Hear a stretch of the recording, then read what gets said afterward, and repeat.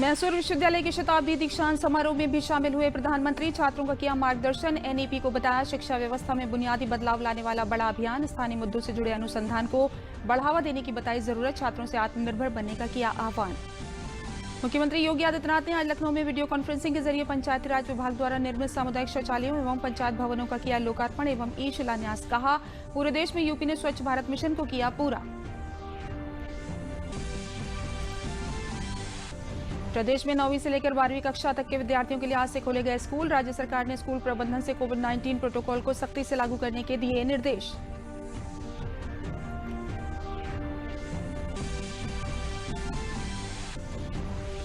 देश में कोरोना के खिलाफ जंग में ट्रैक टेस्ट और ट्रीट की रणनीति पर काम तेजी से जारी। 9 करोड़ 82 लाख से अधिक सैंपल्स की कोविड जांच पूरी।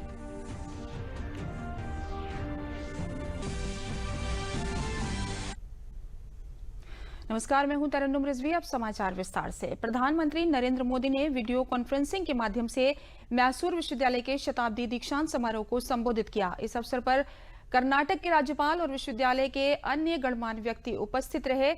पीएम ने समारोह को संबोधित करते हुए कहा कि बीते 6 साल में औसतन हर साल एक नई आईआईटी खोली गई है। साथ ही साथ उन्होंने बताया कि 2014 के बाद के 5 सालों में 16 आईआईटी बनाई गई हैं। के निर्माण से लेकर स्ट्रक्चरल रिफॉर्म्स पर बहुत ज्यादा फोकस किया गया है। भारत को हायर एजुकेशन का ग्लोबल हब बनाने के लिए हमारे युवाओं को कॉम्पिटिटिव बनाने के लिए क्वालिटेटिव और क्वांटिटेटिव हर स्तर पर कोशिश की जा रही है। बीते 6 साल में औसतन हर साल एक नई आईआईटी खोली गई है। इसमें एक कर्नाटका के धारवाड़ में भी खुली है। बीते 5-6 साल में 7 नए आईआईएम स्थापित किए गए हैं, जबकि उससे पहले देश में 13 आईआईएम ही थे। इसी तरह करीब 6 दशक तक देश में सिर्फ 7 एम्स देश में सेवाएं दे रहे थे। साल 2014 के बाद इससे 2 गुने यानी 15 एम्स देश में या तो स्थापित हो चुके हैं या फिर शुरू होने की प्रक्रिया में है। प्रधानमंत्री ने आगे कहा कि बीते 5 से 6 सालों में उच्च शिक्षा में हो रहे प्रयास से एक नए संस्थान खोलने तक ही सीमित नहीं है। इन संस्थाओं में महिलाओं की सहभागिता सुनिश्चित करने के लिए भी काम किया गया है। मुझे बताया गया है कि आज यहां डिग्री लेने वाले विद्यार्थियों में बेटियों की संख्या बेटों से ज्यादा है। ये बदलते हुए भारत की एक और पहचान है। आज शिक्षा के हर स्तर पर देश में बेटियों का ग्रॉस एनरोलमेंट रेशियो बेटों से ज्यादा है। हायर एजुकेशन में भी इनोवेशन और टेक्नोलॉजी से जुड़ी पढ़ाई में भी बेटियों की भागीदारी बढ़ी है। 4 साल पहले प्रधानमंत्री ने अपने संबोधन में नई शिक्षा नीति का जिक्र करते हुए कहा कि राष्ट्रीय शिक्षा नीति नर्सरी से लेकर पीएचडी तक देश के पूरे शिक्षा व्यवस्था में बुनियादी बदलाव लाने वाला एक बहुत बड़ा अभियान है। 20% तक पहुंच चुका है।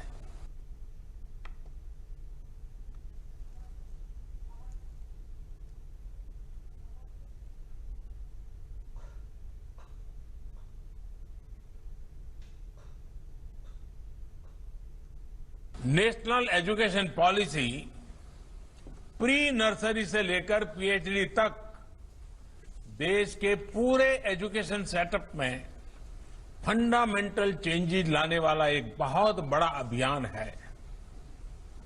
हमारे देश के सामर्थ्यवान युवाओं को और ज्यादा कॉम्पिटिटिव बनाने के लिए मल्टी डायमेंशनल अप्रोच पर फोकस किया जा रहा है। प्रधानमंत्री ने आगे कहा कि शिक्षा के साथ साथ अन्य क्षेत्रों में भी तेज गति से विकास बीते हुआ है। 6 सालों में मल्टीपल रिफॉर्म्स हुए हैं, मल्टीपल सेक्टर्स में रिफॉर्म हुए हैं। अगर खेती से जुड़े रिफॉर्म्स किसानों को सशक्त कर रहे हैं तो लेबर रिफॉर्म्स लेबर और इंडस्ट्री दोनों को ग्रोथ, सिक्योरिटी और ट्रस्ट दे रहे हैं। डायरेक्ट बेनिफिट ट्रांसफर, इससे हमारा जहां हमारे पब्लिक डिस्ट्रीब्यूशन सिस्टम में सुधार आया है, तो वहीं रेरा से हमारे होम बायर्स को सुरक्षा मिली है। देश को टैक्स के जाल से मुक्ति दिलाने के लिए अगर जीएसटी लाया गया तो टैक्स पेयर को परेशानी से बचाने के लिए फेसलेस असेसमेंट की सुविधा हाल ही में शुरू की गई है। इंसॉल्वेंसी बैंक्रप्सी कोड, इससे जहां पहली बार इंसॉल्वेंसी के लिए एक लीगल फ्रेमवर्क बना, तो एफडीआई रिफॉर्म से हमारे यहां इन्वेस्टमेंट बढ़ रहा है। प्रधानमंत्री नरेंद्र मोदी आज शाम वीडियो कॉन्फ्रेंसिंग के माध्यम से grand challenges annual meeting GCAM 2020 के उद्घाटन कार्यक्रम में मुख्य भाषण देंगे। GCAM पिछले 15 वर्षों से स्वास्थ्य और विकास के क्षेत्र की चुनौतियों से निपटने के लिए अंतर्राष्ट्रीय स्तर पर नवाचार को बढ़ावा दे रहा है। GCAM 2020 का आयोजन इस महीने की 21 तारीख तक होगा। इसमें दुनिया भर के नेता, प्रसिद्ध वैज्ञानिक और शोधकर्ता हिस्सा लेंगे। इस आयोजन से नीति निर्माता और वैज्ञानिक एक साथ आएंगे और इंडिया फॉर द वर्ल्ड के नारे के साथ कोविड-19 की चुनौती से निपटने पर जोर देंगे। इस आयोजन में वैश्विक स्वास्थ्य समस्याओं के समाधान के लिए वैज्ञानिक गठबंधनों पर भी जोर दिया जाएगा। 3 दिन तक चलने वाले इस आयोजन में 40 देशों से लगभग 1600 लोग भाग लेंगे। ग्रैंड चैलेंजेस इंडिया स्थापना वर्ष 2012 में जैव प्रौद्योगिकी विभाग और bill and Melinda Gates foundation ने की थी। ये सभी की भागीदारी भी आमंत्रित करता है। ग्रैंड चैलेंजेस इंडिया कृषि, पोषण, स्वच्छता, मातृत्व और बाल स्वास्थ्य क्षेत्र में भी काम करता है।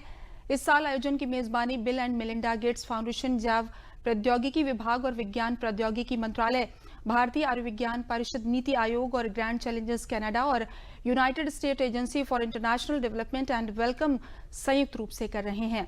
स्वास्थ्य और परिवार कल्याण तथा विज्ञान प्रौद्योगिकी मंत्री डॉक्टर हर्षवर्धन कार्यक्रम में आरंभिक वक्तव्य देंगे।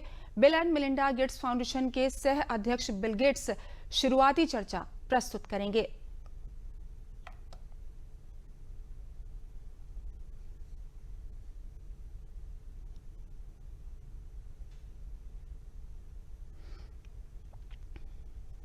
मुख्यमंत्री योगी आदित्यनाथ ने आज लखनऊ में वीडियो कॉन्फ्रेंसिंग के जरिए पंचायती राज विभाग द्वारा निर्मित सामुदायिक शौचालयों एवं पंचायत भवनों का लोकार्पण एवं ई शिलान्यास किया। मुख्यमंत्री आवास पर वर्चुअल उद्घाटन सम्मेलन में मुख्यमंत्री ने आज कहा कि स्वच्छ भारत अभियान को राज्य सरकार ने 5 साल के लक्ष्य को 1.5 वर्ष के अंदर पूरा किया है। उन्होंने कहा, पूरे देश में यूपी ने स्वच्छ भारत मिशन को पूरा किया है। राज्य सरकार 59,000 रोजगार महिलाओं को देने जा रही है। उन्होंने कहा, सभी ग्राम पंचायतों को डिजिटल प्लेटफॉर्म पर लाया जाएगा। उन्होंने कहा कि ग्राम सचिवालय के माध्यम से बैंक सखी को जोड़ा जाएगा, जिससे बैंकों में भीड़ भाड़ ना हो। ये एक नारी स्वावलंबन का कार्यक्रम होगा।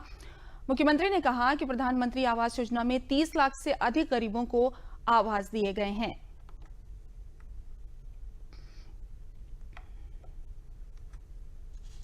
प्रधानमंत्री जी के द्वारा घोषित अभियान को 100% सफलतापूर्वक आगे बढ़ा सकें, इसलिए एक निश्चित तिथि में इनके शिलान्यास के लिए एक तिथि आयोजित करेंगे और वह कार्यक्रम आज यहाँ पर चल रहा है। ये कार्यक्रम आज यहाँ पर आयोजित हो रहा है। इसके साथ ही ये भी हमारे लिए बहुत महत्वपूर्ण है कि ये कार्यक्रम केवल एक आयोजन नहीं है। स्वच्छ भारत मिशन में 2 करोड़ 61 लाख से अधिक शौचालय उत्तर प्रदेश ने बनाए हैं और तय लक्ष्य से 1 वर्ष पहले हम लोगों ने इसे प्राप्त भी किया है, क्योंकि 2 अक्टूबर 2014 से यह अभियान प्रारंभ हुआ था और 2 अक्टूबर 2019 तक इसे संपन्न होना था। पहले 2.5 वर्ष में जो गति थी बहुत कम थी, अगले 2.5 वर्ष के दौरान इस कार्य को पूरा करना था। हमारे सामने सबसे बड़ा चैलेंज था कि पहले 2.5 वर्ष में काम बहुत कम हो पाया था। अगले 2.5 वर्ष के लिए जो लक्ष्य हमारे सामने था, इसको कैसे हम पूरा कर सकें, और इसमें भी भारत सरकार की तरफ से लक्ष्य हमारे सामने आया कि इसे 1 वर्ष पहले ही संपन्न करना है। मैं प्रदेश के अपने सहयोगी मंत्रियों को और विभागों को, ग्राम्य विकास को भी, पंचायती राज को भी, कि भारत सरकार से जब भी हमने जो सहयोग मांगा हमें प्राप्त हुआ, और अगले 1.5 वर्ष के अंदर ही हम लोगों ने 5 वर्ष के कार्य को पूरा करते हुए प्रदेश को पूरी तरह खुले में शौच से मुक्त करने में सफलता प्राप्त की। स्वच्छता की कीमत क्या हो सकती है? मुझे लगता है कि हमारे पूर्वी उत्तर प्रदेश से ज़्यादा इसके महत्व को दूसरा नहीं समझ सकता। स्वच्छ भारत मिशन के कारण इंसेफ्लाइटिस से मौत के आंकड़ों को हम लोगों ने 95% कम करने में मदद की है। जिन क्षेत्रों में सैकड़ों मौतें होती थीं, खासतौर पर मस्तिष्क ज्वर से, आज वे मौत के आंकड़े न्यूनतम स्तर पर आ चुके हैं। ये स्वच्छ भारत मिशन और इसके कारण होने वाले स्वास्थ्य के व्यापक परिवर्तन के वे आंकड़े हैं जिन्हें मैं नहीं कह रहा हूं। आज यूनिसेफ भी इस बात को खुले मंच से कहता है कि स्वच्छ भारत मिशन ने कितनी ज़्यादा प्रगति की है। दूसरा, ये हमारे लिए रोजगार देने का भी एक बहुत महत्वपूर्ण माध्यम है, और ख़ासतौर पर रोजगार देने का माध्यम इसलिए, प्रदेश के अंदर जो लगभग 59,000 ग्राम पंचायतें हैं जहां सामुदायिक शौचालय निर्मित हो रहे हैं, यानी 59,000 के आसपास यहां पर इतने नए रोजगार सृजन होंगे सामुदायिक शौचालय में। महिला स्वयंसेवी समूह के माध्यम से एक एक महिला को वहां पर रोजगार भी प्राप्त होगा, यानी 59,000 के आसपास रोजगार एक साथ हम इसके साथ देने जा रहे हैं। गोरखपुर के आयुक्त सभागार में ग्राम पंचायत भवन शौचालय के निर्माण के शिलान्यास और लोकार्पण कार्यक्रम का आयोजन किया गया, जिसका मुख्यमंत्री योगी आदित्यनाथ ने वर्चुअल शिलान्यास व लोकार्पण किया। इस अवसर पर ग्राम प्रधान सुधा सिंह से उन्होंने बातचीत की। गोरखपुर जिले में 400 सामुदायिक शौचालय एवं 62 ग्राम पंचायत भवनों का लोकार्पण एवं 789 सामुदायिक शौचालय एवं 480 ग्राम पंचायत भवनों का शिलान्यास किया। इस कार्यक्रम में सभी शिक्षकों, सफाई कर्मियों, कार्यकर्ता, आशा व ग्राम पंचायत स्तर के कर्मचारियों ने भाग लिया।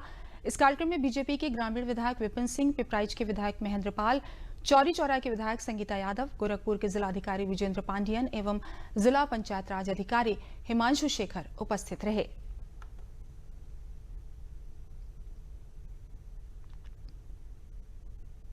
आज माननीय मुख्यमंत्री जी के कार्यक्रमों से भी कार्यक्रम समापन हुई है। इस पे 1305 जगह हम लोग सामुदायिक शौचालय बनाए। लगभग हर ग्राम पंचायत में सामुदायिक शौचालय बनी है, महिला पुरुष अलग अलग बैठने के लिए, और उस पे चलाने के लिए भी, संचालन सफाई करने के लिए भी वहाँ का एक गरीब महिला जो भी गांव का है उन्हीं का रोजगार के रूप से 6,000 रुपया मानदेय में रखा गया है। उसके अलावा 428 पंचायत घर का आज लोकार्पण हुआ है। ये पिछले जो आपको याद होगा प्रधानमंत्री जी ने अभियान शुरू किए थे, बाहर से जो कितने लोग आए थे खासतौर पे जो प्रवासी मजदूर के रूप से, उन्हीं लोग का शामिल करते हुए हम लोग योजना बनाए। हर गांव में उसको रोजगार भी मिली है जो निर्माण के रूप से, और इस पे तमाम अरबों रुपया खर्च करते हुए ग्राम पंचायत में एक अच्छा खासा असर्ट क्रिएट हुआ है। मैंने बताया कि मेरे गांव में पंचायत भवन, शौचालय, आंगनबाड़ी केंद्र, पोखड़े का सुंदरीकरण, विधायक निधि से सड़कें, सांसद निधि से सड़कें, शुद्ध पेयजल, स्ट्रीट लाइट, कूड़ेदान, इंटरनेट, सारी व्यवस्थाएं हैं जो उनकी देन है।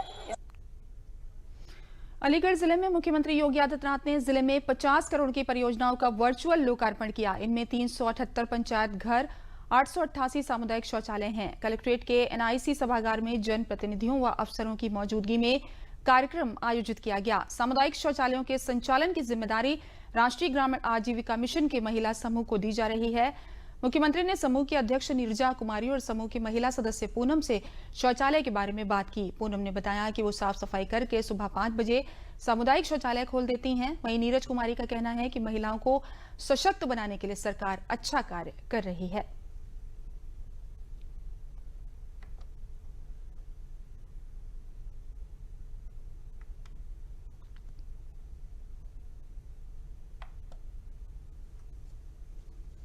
योगी जी से बात हुई, मुझे बहुत अच्छा लगा। मैं सरकार को धन्यवाद देना चाहती हूँ। सामूहिक शौचालय में हमें जिम्मेदारी दी है। मैं सुबह 5 बजे उठ के उसे 3 बार दिन में सफाई करती हूँ और आज हमारी मुख्यमंत्री से बात हुई है, बहुत बहुत उनके लिए धन्यवाद। मेरी इन बहनों को शौचालय का काम मिला है, उसमें ये पूनम देवी कार्य करने हेतु हैं और इनके लिए काम के जरिए इन्हें एक आजीवन जीवन बिताने के लिए काम जारी किया गया है और इनके लिए आमदनी भी 6,000 रुपये मिलेगी और इनकी रोजी रोटी प्राप्त हुई है।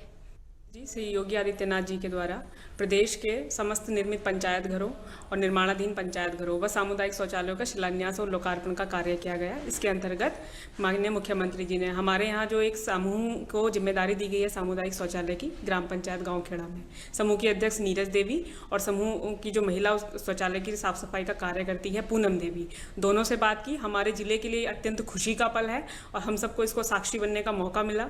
मैं धन्यवाद करना चाहती हूँ समूह के सदस्यों को भी और सरकार को भी कि एक समूह की महिलाएं अपनी प्रसन्नता को बता रही हैं कि उनको 6,000 रुपये आमदनी का जरिया सरकार ने उपलब्ध कराया है। पंचायती राज विभाग द्वारा राष्ट्रीय ग्राम स्वराज अभियान के अंतर्गत आज लखनऊ के चिन्हट ब्लॉक में भी NRLM भवन का लोकार्पण किया गया। इस अवसर पर चिन्हट ब्लॉक में स्वयं सहायता समूह की महिलाओं द्वारा एक उत्पाद प्रदर्शनी का भी आयोजन किया गया। इस अवसर पर चिन्हट ब्लॉक की प्रभारी प्रणेता ऐश्वर्या ने बताया कि आत्मनिर्भर भारत बनाने में महिलाओं की महत्वपूर्ण भूमिका होगी। उन्होंने बताया कि यहां पर महिलाएं पूरी लगन से काम कर रही हैं और आत्मनिर्भर बन रही हैं।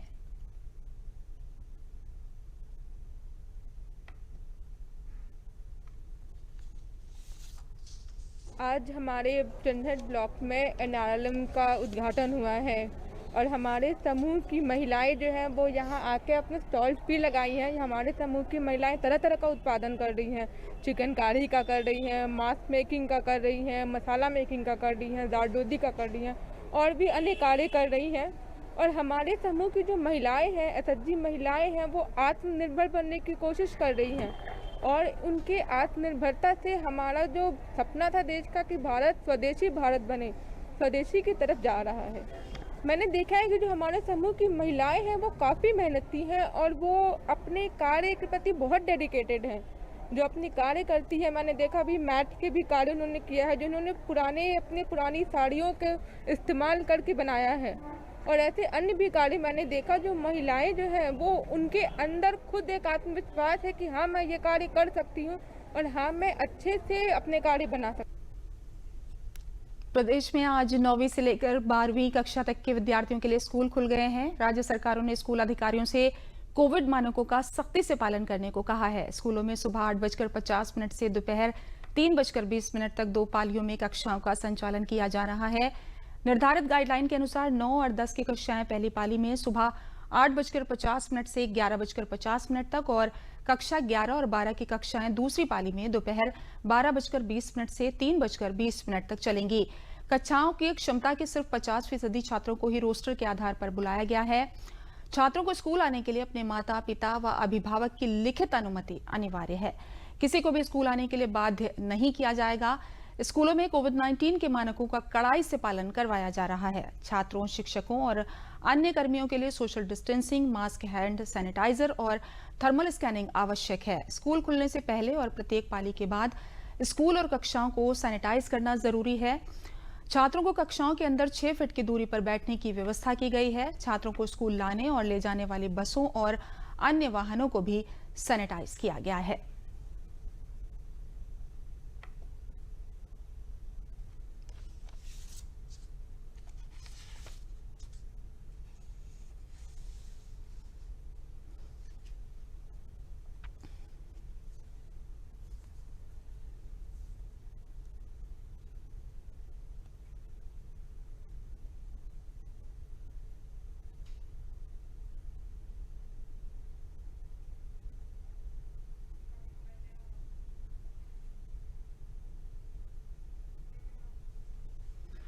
आइए हम बात करते हैं लखनऊ से हमारे संवाददाता विकास सिंह से। विकास, एक नया प्रयास कह सकते हैं क्योंकि इस समय 9वीं से लेकर 12वीं यानी 10वीं और 12वीं के बच्चे बोर्ड्स के लिए बैठेंगे। अब से कुछ महीने के बाद ही उनके लिए स्कूल जाना अनिवार्य लगता है।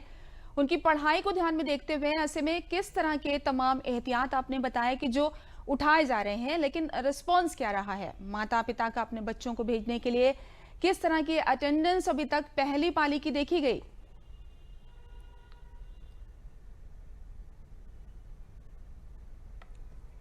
क्योंकि अभी जो भी शासन की तरफ से एसओपी जारी की गई थी उसके अनुसार लगभग 50% लोग ही आ सकते थे। जो भी क्लास हैं, क्लासरूम के में जितनी क्षमता है, क्षमता से आधे लोग ही आ सकते थे, तो आधे लोग स्टूडेंट ही आए थे। यहाँ पर स्टूडेंट जो भी आए थे उन्होंने काफ़ी ज़्यादा खुशी जताई, क्योंकि 7 महीने बाद स्कूल आए, अपने अध्यापक से रूबरू हुए। ये एक अच्छा लम्हा था छात्रों के लिए और अध्यापकों के लिए भी। और इस दौरान कोविड का जो प्रोटोकॉल है वो पूर्णतः पालन किया गया कि गेट से एंट्री करते ही उनकी थर्मल स्क्रीनिंग कराई गई, उसके बाद सैनिटाइजेशन कराया गया और समय समय पर दोनों पालियों के बीच में जो अंतर है समय का, उसमें क्लास को और पूरे स्कूल को फिर से एक बार सैनिटाइज कराया जाएगा। ये सारी गाइडलाइन है। इसके साथ ही जब अगर किसी को पानी पीना है या खाना खाना है तो एक दूसरे बच्चे के साथ शेयर नहीं करना होगा। साथ ही उन्हें पूरे क्लासरूम में लगातार मास्क पहन के ही रखना होगा, स्टूडेंट्स को और टीचर को।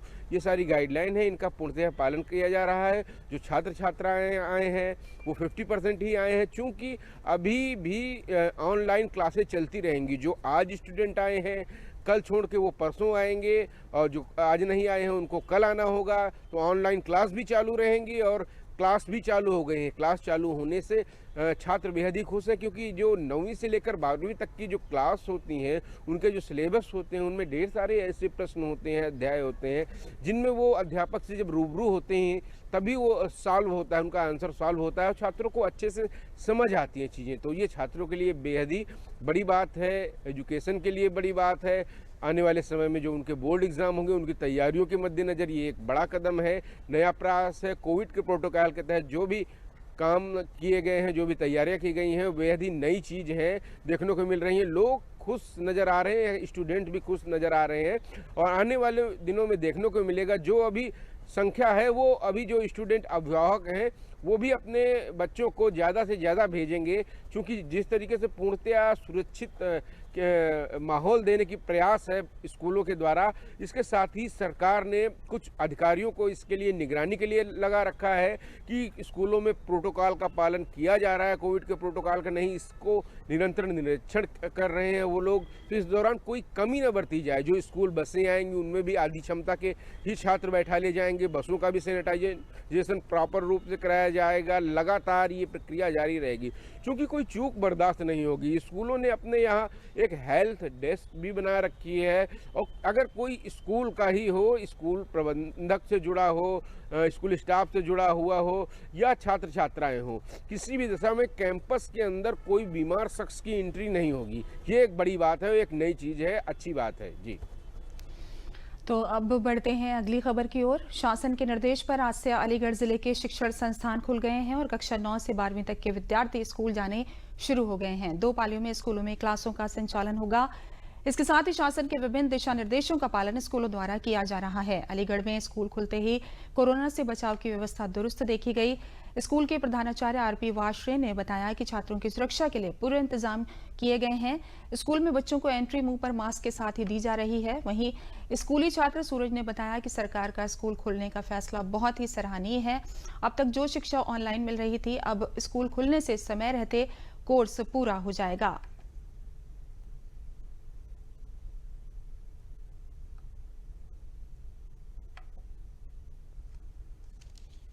अंतर्गत उत्तर प्रदेश शासन के अंतर्गत जो भी एसओपी निर्गत की गई हैं उसका 100% पालन करते हुए आज विद्यालय में बच्चों को प्रवेश के लिए हमने आमंत्रित किया है।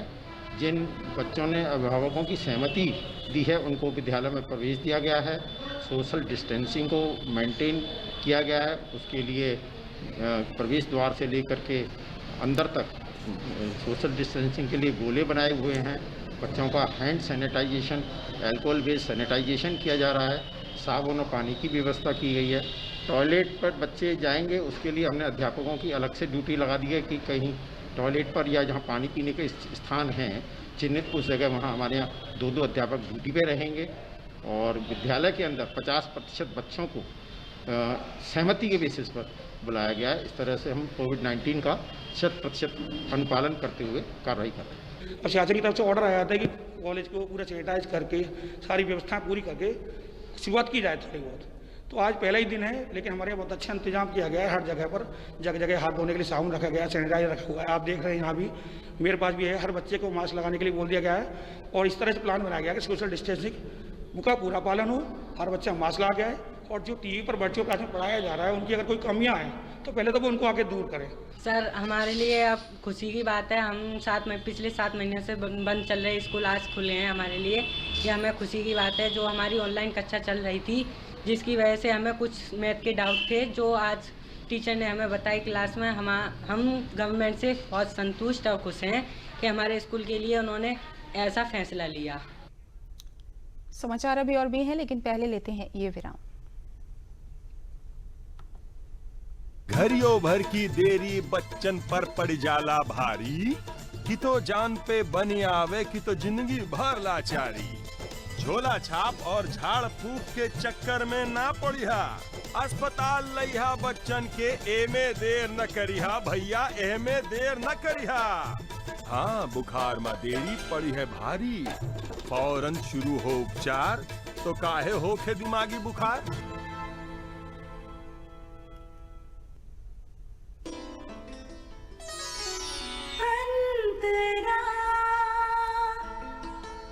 अपने बच्चे को भरपूर स्तनपान भी करा रही हूँ।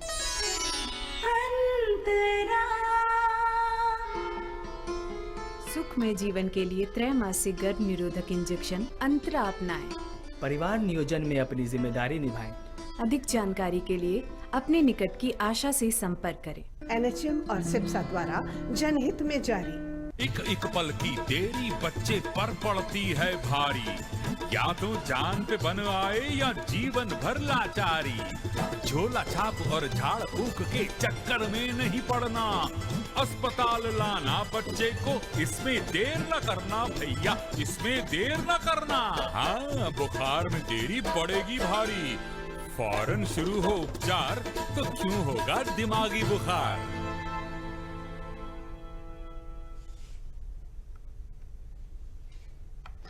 विराम के बाद दूरदर्शन समाचारों में आपका फिर से स्वागत है। कानपुर में भारत सरकार के प्रसारण मंत्रालय द्वारा चलाए जा रहे जन जागरूकता अभियान के साथ जुड़कर विशिष्ट व्यक्तियों द्वारा संदेश देकर लोगों को जागरूक किया जा रहा है। प्रधानमंत्री के नेतृत्व में पूरा देश कोरोना संक्रमण से निपटने के लिए एकजुट हो रहा है। वहीं भारत सरकार के प्रसारण मंत्रालय द्वारा लगातार लोगों को कोविड संक्रमण से बचने के लिए जन जागरूकता अभियान के तहत कोरोना संक्रमण से बचाव और नियंत्रण के लिए जागरूक किया जा रहा है। इसी क्रम में पूर्व भारतीय क्रिकेटर गोपाल शर्मा, राष्ट्रीय यूथ बॉक्सिंग के लिए खेल चुकी तनिषा राजपाल और चंद्रशेखर आजाद कृषि एवं प्रौद्योगिकी विश्वविद्यालय के कुलपति डॉक्टर DR सिंह ने कोरोना संक्रमण से बचने के लिए भारत सरकार द्वारा बताए जा रहे दिशा निर्देशों का पालन करने के लिए सभी लोगों से फेस मास्क लगाने, समय पर हाथ धोने और सोशल डिस्टेंसिंग रखने की अपील की है। दोस्तों, जैसा आपको ज्ञात है कि हमारा भारतवर्ष या पूरा संसार कोविड-19 से बराबर संघर्ष कर रहा है, जिसके लिए आपको सावधानियां बरतने की आवश्यकता है। 2 गज की दूरी जरूर बनाएं, मास्क जरूर पहनें और साबुन से हाथ बराबर धोते रहें, जिससे हम सब लोग सेफ हैं, सुरक्षित हैं। आप सबको पता ही होगा कि हम सब ये बोल चुके हैं कि कोरोना भी है, कोविड-19 अभी फिनिश नहीं हुआ है। ये आप लोग जितनी जल्दी जान लेंगे उतनी जल्दी हम सब के लिए बहुत अच्छा होगा। हाँ जी, सो मेरा बस आप सबसे इतना कहना है कि अगर आप घर से बाहर किसी भी इंपॉर्टेंट वर्क के लिए निकल रहे हैं, जॉब्स के लिए निकल रहे हैं, किसी भी वर्क के लिए निकल रहे हैं, प्लीज बिना मास्क के मत निकलिए। पॉकेट में सैनिटाइजर डाल के रखिए 24/7। मत भूलिए कि अभी कोविड है। सो टाइम टू टाइम अपने हैंड को वॉश करते रहिए, सैनिटाइज करते रहिए। Before eating, before doing anything, don't forget to wash your hands. So आप किसी से भी बात कर रहे हो, अपने फैमिली मेंबर से, अपने रिलेटिव से, अपने फ्रेंड से, प्लीज 2 मीटर की दूरी मेंटेन करिए। प्लीज ये सब चीजें मत भूलिए। Stay home, stay safe, stay healthy. Corona का खतरा अभी टला नहीं है। जब तक वैक्सीन नहीं आ जाती है तब तक सभी लोगों को बड़ी सावधानी से रहने की आवश्यकता है। सभी लोगों को मास्क पहनना, साबुन से थोड़े थोड़े समय के अंतराल पे हाथ धोना तथा कम से कम 2 गज की दूरी बनाकर रहना है। इसी के साथ कोविड-19 के लक्षण या अन्य बीमारी के लक्षण होने पर तुरंत योग्य डॉक्टर से सलाह लें। आवश्यक एवं जरूरी होने पर ही घर से बाहर जाएं। बाहर जाते समय मास्क अवश्य पहने। भारत सरकार एवं उत्तर प्रदेश सरकार द्वारा समय समय पर जारी नियमों का पालन करते रहना जरूरी है। इस कोविड-19 से पहले केवल सावधानी ही सुरक्षा या बचाव है। इसी के साथ समाचार समाप्त हुए। नमस्कार।